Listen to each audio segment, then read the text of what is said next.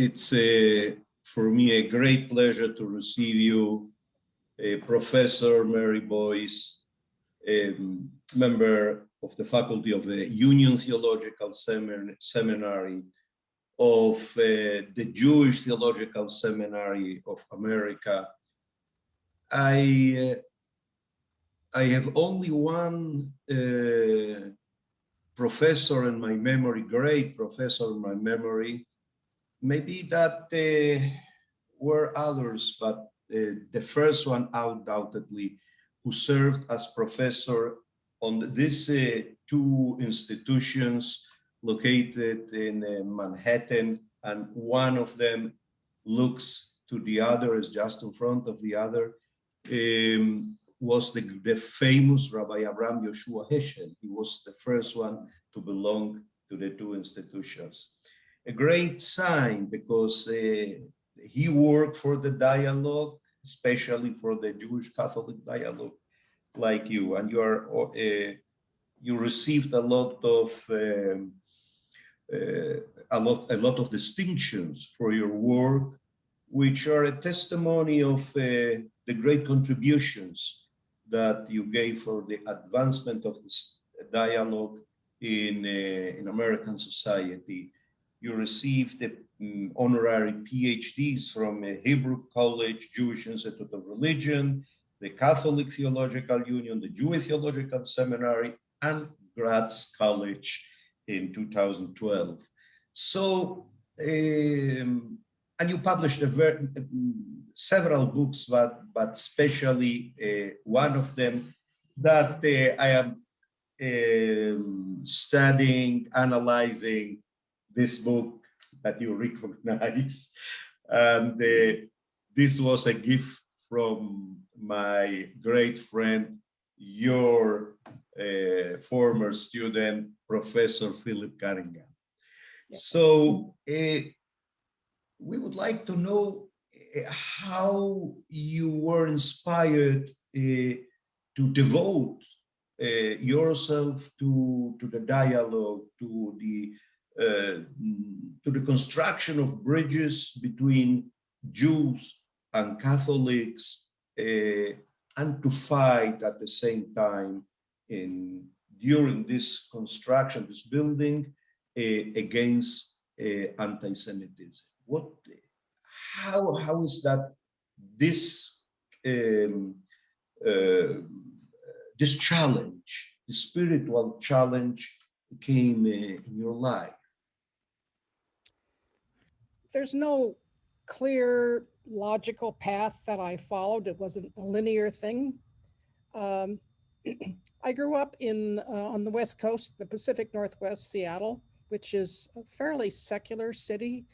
My mother was a lifetime practicing Catholic, and my father was not religiously affiliated, and he was a wonderful human being. So somehow I knew,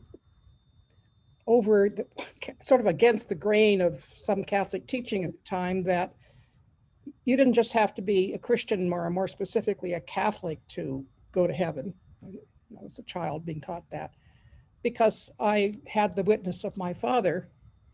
But I think that has been quite formative for me.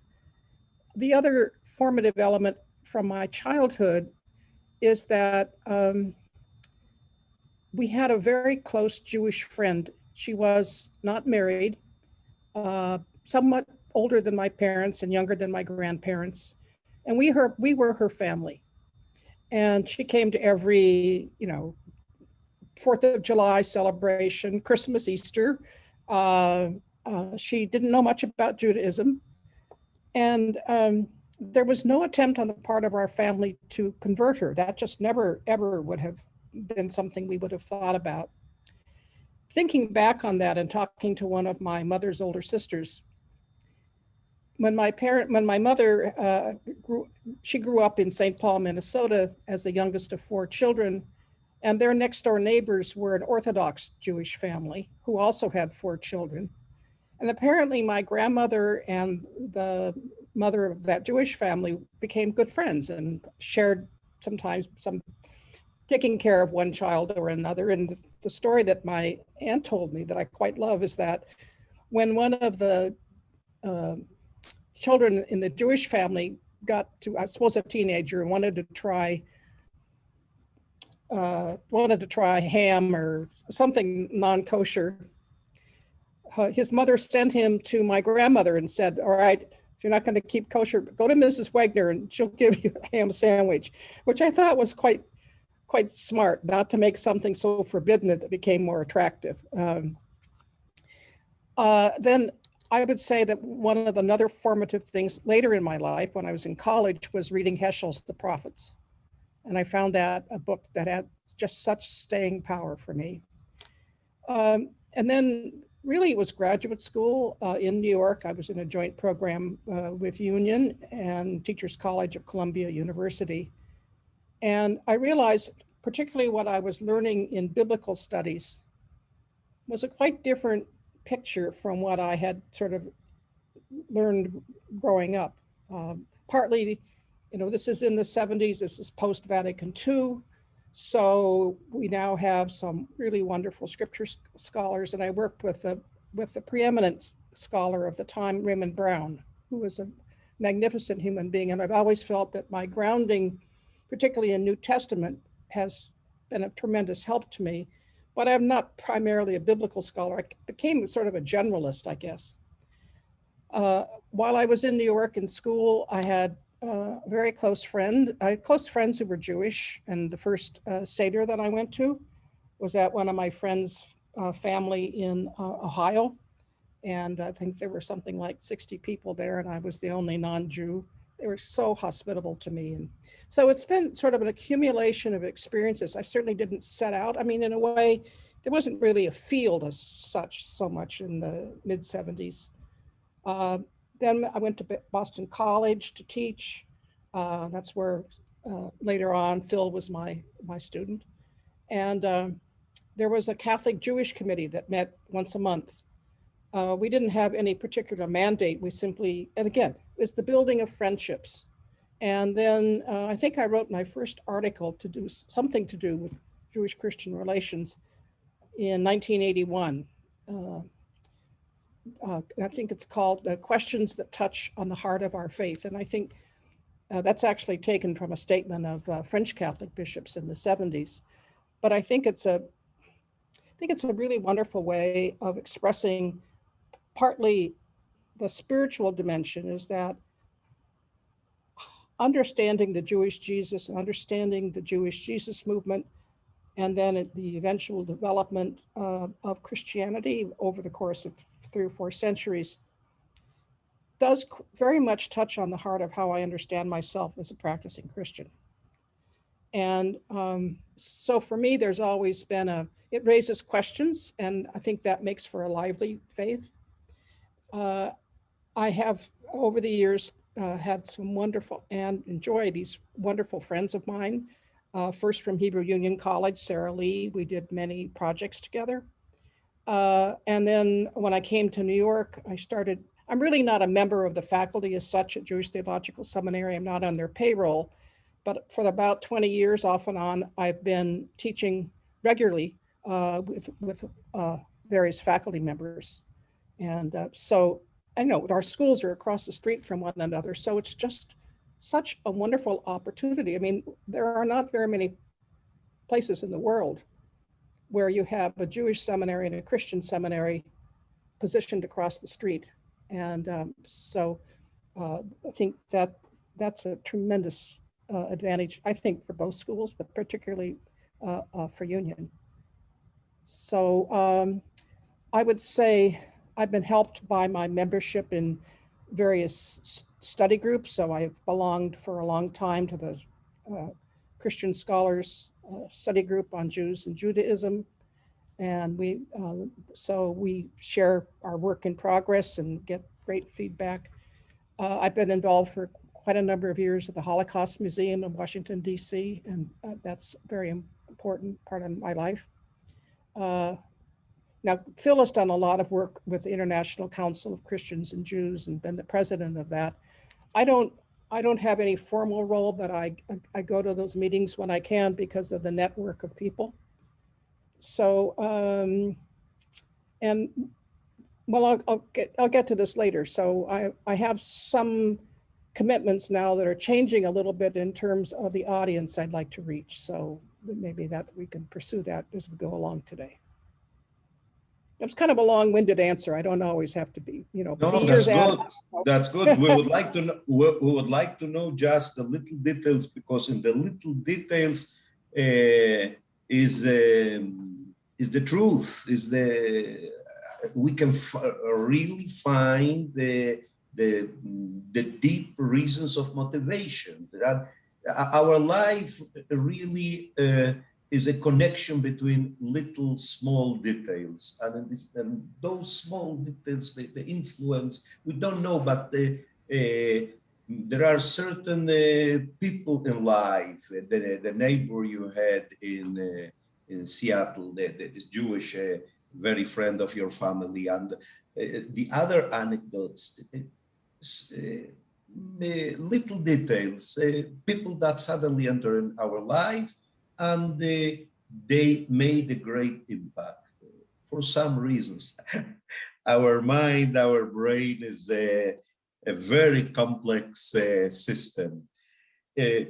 Maybe that they work like thrillers in our minds, that they woke up certain sentiments, feelings, who knows, that are part of our conscience, and more than that, our subconscious. Where are we standing now, according to your view, to your understanding, in the specifically in the Jewish Catholic dialogue? Because this dialogue had a lot of advancements in comparison with the other Christian denominations. I, by myself, a witness of this advancement, of this, of the multiple ways and forms of this dialogue, especially together with the current Pope Francis. So, according to your understanding, where we are standing now in this dialogue, what should be the next steps? What is the most important thing that we got, the most important achievements, which is not so difficult to understand, to see, but we would like to see where you put the emphasis on those achievements, and especially how can we go ahead. What are your suggestions to go ahead? Where to in the future with our dialogue? I don't consider myself a great visionary, so I would put this sort of at the level of my own musings. I think in terms of the leadership level, I think Pope Francis sets a wonderful tone. I think his friendship with you and with other Jewish leaders is a model of that gives me great hope. I don't remember the year, you may, but I remember a number of years ago you were going to Rome for some reason, and it was with the fall holidays. I think maybe it was over Sukkot that you stayed at. In the middle of Sukkot, yeah. It was in 2013. Yeah. So I remember thinking at the time, there you were living with Pope Francis at his residence and sharing meals with people there, that our history of relations would be fundamentally different if popes and rabbis or Jewish leaders and Catholic leaders could sit down together. I mean, to me, that is sort of a parable for our time. You're being there. I am concerned that there are, at least in the United States, there are fewer ecclesiastical leaders who really share deep friendships with Jews and have much real knowledge of what's happened in Jewish-Christian relations. I think too many of our bishops, this is my opinion, are preoccupied with cultural wars and are not really all that invested in, for me, the study of scripture, I think is absolutely necessary for Catholics who want to be able to understand more about Jews and Judaism, particularly how what the new, putting the New Testament in its literary and socio-cultural context so that the passages that appear to be anti-Jewish must be read and can be read in another more nuanced way.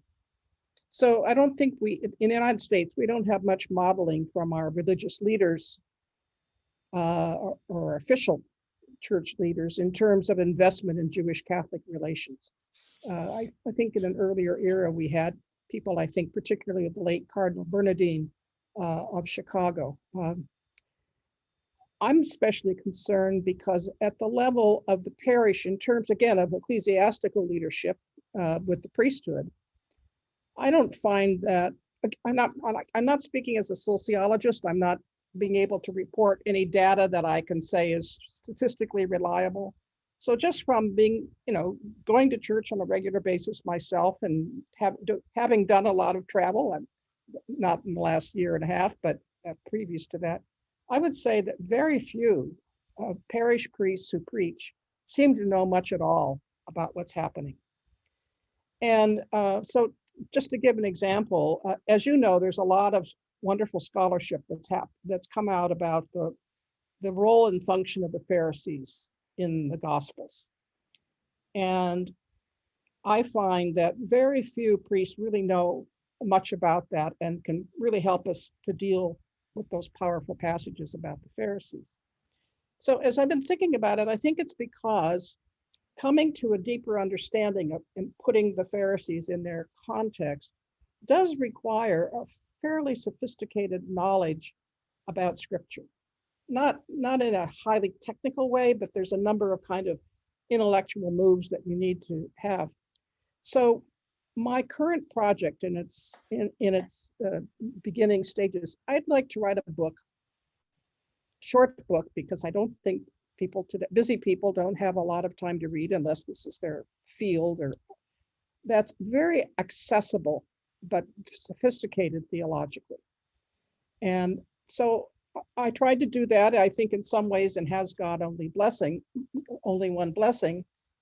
I've always tried to be a good communicator, but there's probably too long and there's too many footnotes. So the challenge is for me to articulate as clearly as possible how to rethink relations with Jews and Judaism. And so we'll see how successful that is. I'm also, for the first time, at the request of our faculty, teaching a course in the fall on anti-Semitism. Again, that's always been one of the things that I've read and studied and am personally concerned about. So how to really make, now not all of our students are Christians. We are historically Protestant seminary, pretty much in the liberal Protestant tradition, but our students come from all, various Christian denominations, and we have concentrations in the Master Divinity program for Buddhist students and Muslim students. So, because we have concentrations in socially engaged Buddhism and socially engaged Islam. So we're a very diverse seminary, not only religiously, but also in terms of race and ethnicity. We have a lot of people from the African-American churches, the Black churches, increasingly Latina and Latino students. So how to kind of make, like in general, I would say that union students are very committed to race issues, to equity in race. I don't think many of them really catch on to the fact that anti-Semitism and racism are interconnected. I mean, to study one is really to study the other. So that will be something that I finding the right readings and pitching this in the right way, and also stepping out of North American context and anti-Semitism as a global phenomenon. And I intend to contact some of my Jewish friends who do teach courses on anti-Semitism and sort of find out what in your experience are the best kinds of resources to use. And I don't lack for the literature. There's unfortunately a great deal of it. Anyway, this is a first for Union Seminary. So when you commented about for instance, the issue of the Pharisees and the great necessity to present the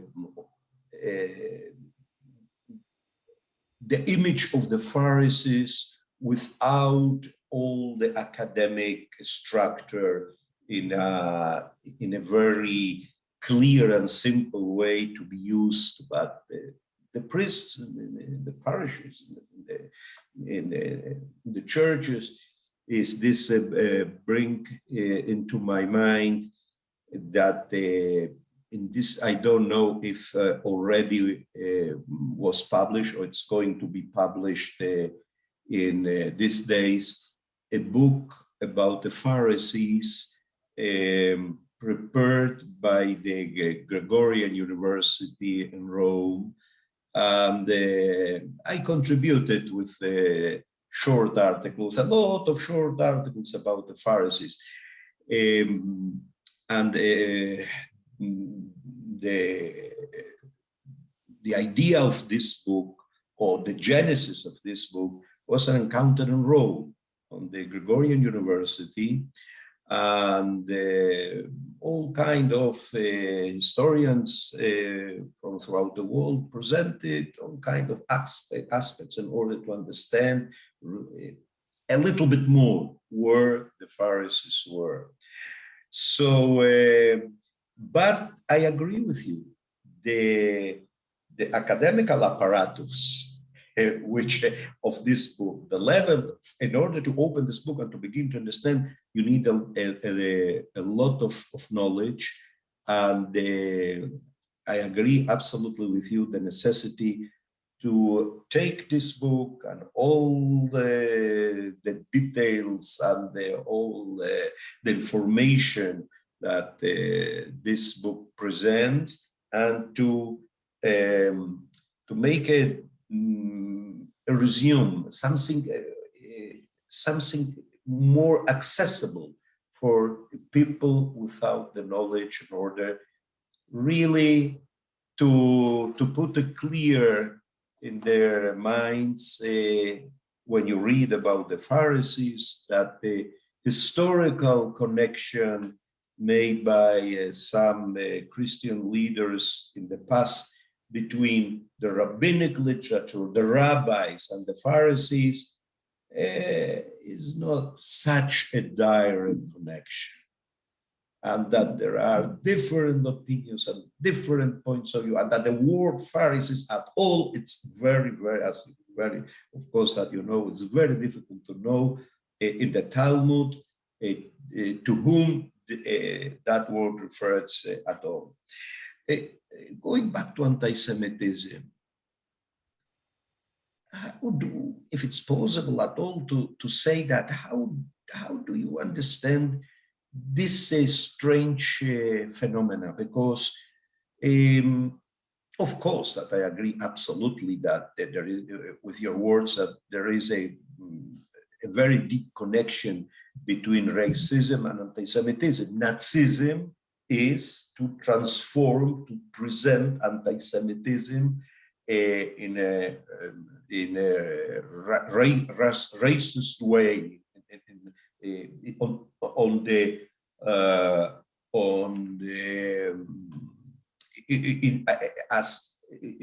on the same way that there are all kind of lower people in the racist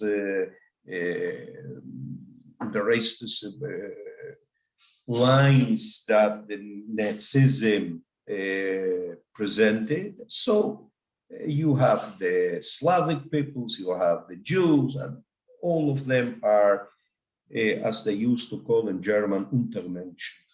So, but was a theological anti-Semitism in the past, and how it's possible that many people are asking themselves how it's possible that this hate against Jews maintains its power for centuries.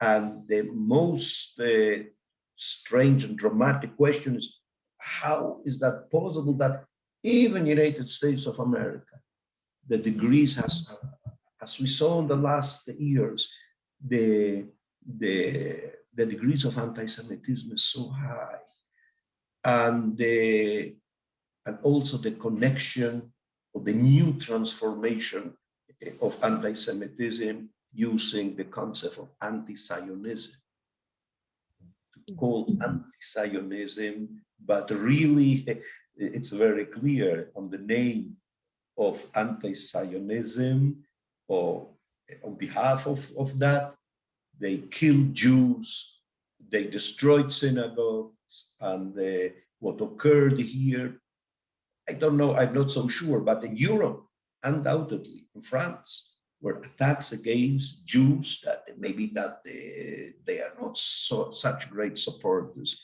of the state of Israel. What can we say about that? What can we comment? It's possible to understand something. Well, I don't, it's not an entirely rational thing. Robert Wistrich's work on anti-Semitism is the longest hatred, but it's also protean. I mean, it changed.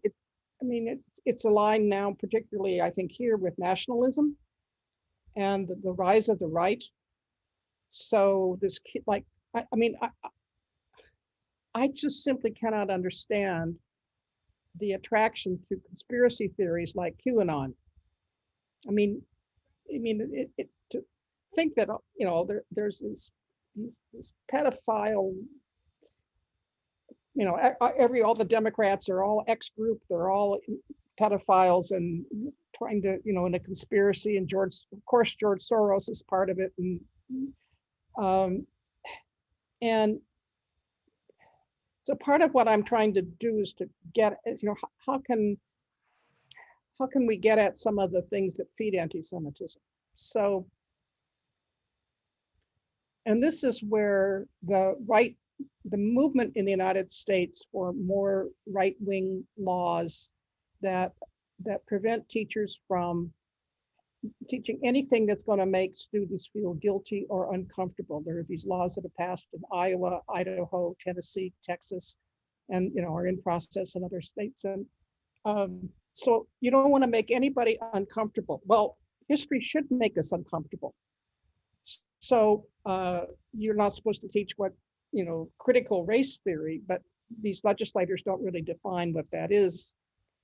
And it's basically they don't want any students to be upset about something in history. Well, how do you teach modern world history? How do you teach modern European history? How do you teach the Holocaust without making non-Jews feel uncomfortable? I mean, I'm sorry, if you're comfortable, then you understand nothing of this history. And so more and more, with the Republican Party sort of siding with some of, these, we have people in the Congress who are clearly anti-Semite in at least what they're saying. Paul Gosar, Marjorie Taylor Greene, Lauren Boebert, Matt Gaetz. It's just very concerning that people are now saying things that I think would be unimaginable to be accepted by leaders, even a decade ago. So and I think part of the problem is that as human beings, reckoning with our history is hard work because we have to face the shadow side, not only of our personal, it's not just of our personal commitments, but also of the institutions that we, our country, or for instance, for Catholics, part of being committed to building relations between Catholics and Jews is that the Catholic participants have to recognize and acknowledge our shameful history vis-a-vis Jews. I don't think it does a lot of good as a teacher. I'm not trying to make people feel guilty. I think that's actually counterproductive. But in some way, we Christians have to realize that our history, and particularly this is for Catholics and Lutherans, given all the specifics of history, but all Christian traditions in general have to acknowledge our role in demeaning the other in one way or another. And so how to understand anti-Semitism as part of the human difficulty we have in facing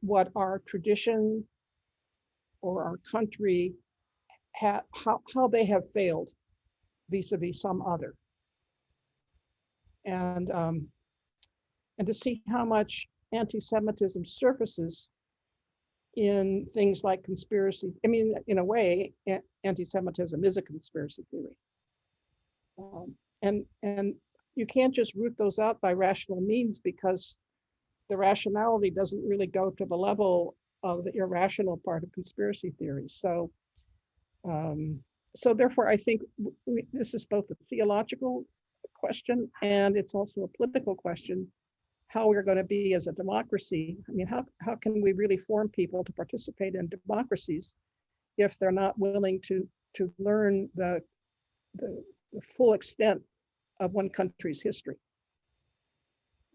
We've always talked about, the United States, the greatest nation in the history of the planet and all that, which is, I never always thought that was a terrible overreach. But, how you can both have pride in your country or pride in your religious tradition, and at the same time reckon with its failures, its blindness, and in some cases, its murderous tendencies, whether metaphorical or actual. So I guess part of it is helping people to understand that none of our traditions is pure. Religion is not innocent, and so facing that, and this is a hard challenge, especially I think in bringing younger people into the practice of one's faith, and at the same time saying, but you ought to know that this, religion can be horribly misused. So. Yeah, a great phrase. Religion can horribly be used. It's a great phrase because we must accept that this is that our past, that our history. I am talking in a very wide sense about all the religions.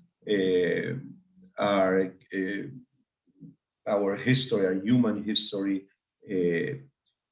gives us a picture and many elements in order to see how all kind of religions, all kind of creeds were used. And Nazism was some creed.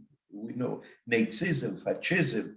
The people had their faith was that Nazism, they believed in Nazism like some kind of religion. But a last question. A pandemic affected all humanity, and it worked undoubtedly like a magnifying glass, showing, enlarging the common problems, showing in a very emphasized way our miseries, our bad things. What is the message that the pandemic, or that we should learn from this drama that killed so many people in the world, millions, and that we are on the way to get out from it, but for our great sorrow, we didn't resolve yet how to get out from it. Yeah, I think, I mean, the last year and a half or so was so difficult for so many people.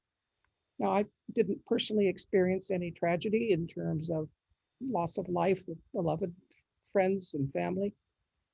Uh, but I quite agree with you that the pandemic revealed some of the ugliness of our, particularly our, at least in the United States, of the shadow side of our individualism.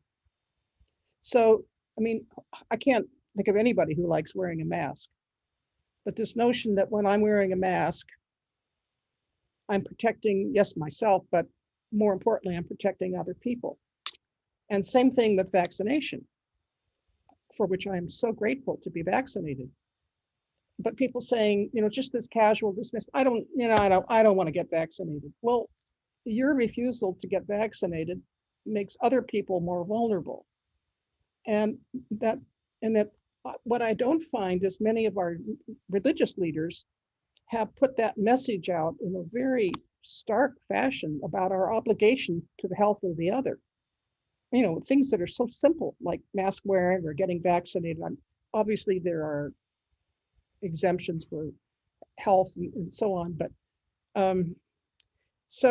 and at the same time, it's revealed, you know, the tremendous inequities in the economic status of people on the, as you said, on the underside, kind of, you know, whether in terms of economic or the way in which environmental degradation is usually with its greatest effects on people of color.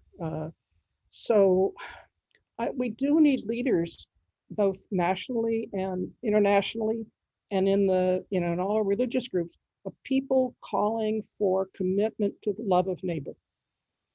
I mean, and I don't see enough of that being emphasized.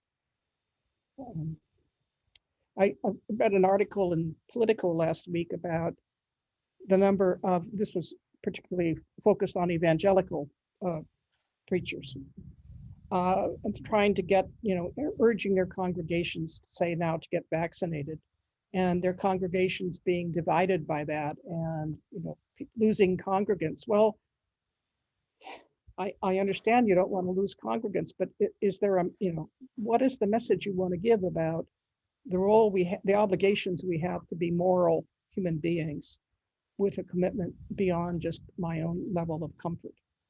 I mean, it disturbs me greatly that we have all of these vaccines available in the United States, and so many other places in the world have so few resources and so little vaccine, you know, and we have more than we need because people just won't be vaccinated. I think the other thing that shows is the way in which there's not much of an understanding of the role of science and how science works and how tests validate things. So we're in a, and I think social media just drives this polarization. So it's tragic in a way that we could have bonded together, and instead I think we come out of the pandemic, let's hope we're coming out of it more divided. So, as far as I understand, the common denominator between all the themes that we talk about is our relationship towards the other. The first, the second great drama in the Bible, the first one is the eating of the prohibited fruit. That we can understand on one way or the other way. But what is out of any doubts, and which is very, very clear, is the understanding of the first crime in history, when Cain killed his brother, fratricide his brother Abel. This is the relationship between two brothers, and according to the Bible, all of us are brothers, descendants from only one first human being, one woman, one man, as appears in the verse in the book of Genesis. Male and female, he created them and called their name Adam. And anti-Semitism, how to build the bridges of dialogue between Jews and Christians, about all the religions in general, and what occurred in the pandemic. Everything has to do with the internal tensions between, as you said, individualism and to know how to share existence with the other. Dear Professor Boyce, my deep thanks to you. I hope that after the pandemic, we will have many, many more opportunities to speak face to face, to record maybe in the future always. I understand that when one receives a PhD honorary degree, one becomes a member, part of the family of the institution. So I understand that you are, as me, a part of the family of Gratz College. Thank you so much for your time, for your kindness, and let God bless all of us. All right, thank you so much. Kol tuv. Kol tuv gam lach.